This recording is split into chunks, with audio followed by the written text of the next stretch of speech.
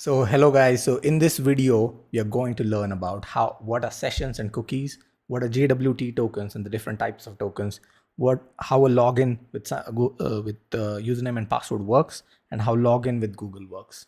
So let's get started. So what is a session, right? A session is a server side state, and it creates a session ID which is created on the backend of a website, right? What is a cookie? A cookie is the user data that is stored on the browser, which is on the front end, right? So session is stored on the back end and cookie is stored on the front end. So remember this as we'll use this information later on. So now coming to the difference between authentication and authorization. So what is authentication? So whenever you go into a website, right, and you sign up for the first time, you type your username and password. So and then once you log in with that username and password the next time, that username and password is what is used by the website to verify your identity. So that is called as authentication. Username and password is used to verify your identity. And now what is authorization? Authorization is what resources you have access to once you log in inside the website. So let's say you're a free user, then a free user will have lesser access to resources versus as compared to a premium user. So authorization determines how much access to the website you have.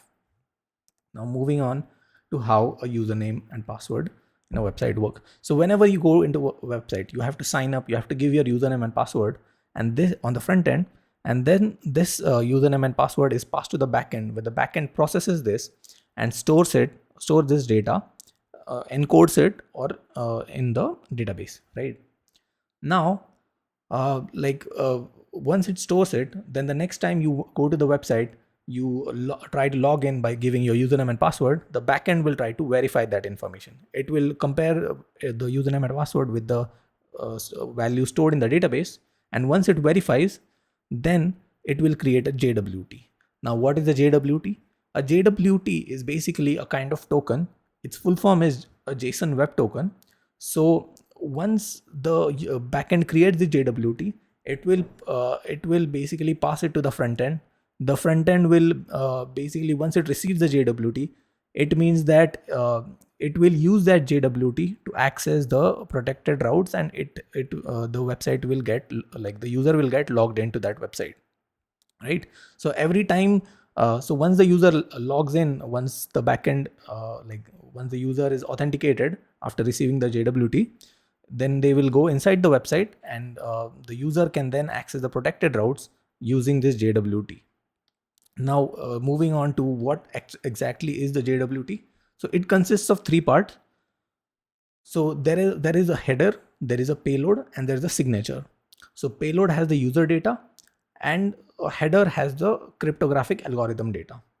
Now, what is a signature? It is the cryptographic, signature of the user data, right? So it has header plus payload, and the backend has a special signing key which is used to sign the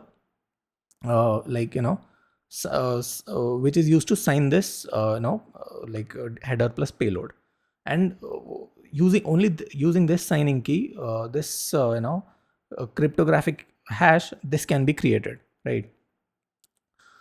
Now this is how it is created. And now moving on to, so basically the front end can verify the signature, but it cannot recreate the signature because it does not have the signing key. Okay. And it's because, and let's say there is a hacker, right? They get accidentally, they find out the header and the payload, and they change this header and the payload, but since they don't have the signing key, they won't be able to create the signature, and basically they won't be able to hack the website even though they have access to these header and payload, right? Now moving on to Google sign in and Apple sign in. So Google and Apple sign in, what it does is it basically it authenticates the users on the website's behalf, but OAuth is actually an authorization framework, right? So, and why is Google sign in, Apple sign in called as OAuth? Because the thing is, Google sign-in authorizes the user to access the website for a short period of time, and that is why it's the OAuth is an authorization framework. Okay, but it verifies the identity of the user, and then it gives the user to access the website without giving the username and password to the website. Okay, now now the question is, how do you integrate Google sign in your website, right? How do you say I want this button inside of it? So the answer is register your app. You will have to register your app on Google Cloud, console.cloud.google.com, or to Apple. You will have to go to Apple's website, and you'll have to submit there like your website link, your logo. And once you submit your website link, so we are specifically considering for Google, so you will get a client ID and client secret from Google for your app. Once you create yeah, now before we move on to how it actually works, like let's see three topics which are prerequisites. So there are three types of tokens that you'll encounter. There's like an access token, there's a refresh token, and there's an ID token. All of these three tokens are JWTs. And like an access token is a token which expires in a short time, around 1 hour. A refresh token expires around, takes weeks or months to expire, and it is the refresh token is used to create a new access token once the access token expires. And ID token has the user data, and ID token never expires. Okay, and if you have seen an API request, right, if you have seen that there is a like word like authorization colon bearer and this random string of letters, this is what is the access token.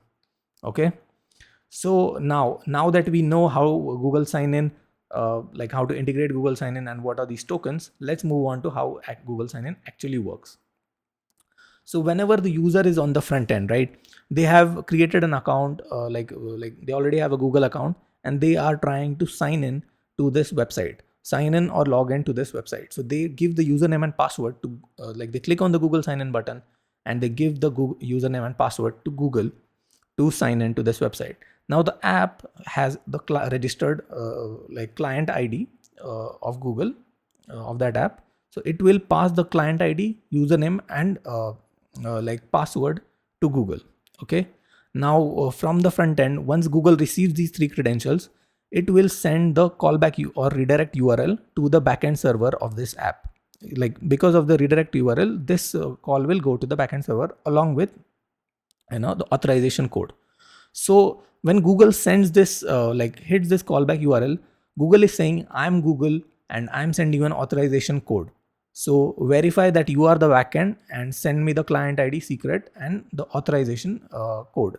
Okay, so that is exactly what backend does. So what backend will do is backend will send these client ID secret and the authorization code to the verified Google server. Because what if this Google sign in is like, if what if this backend receives the callback URL from a hacker, right?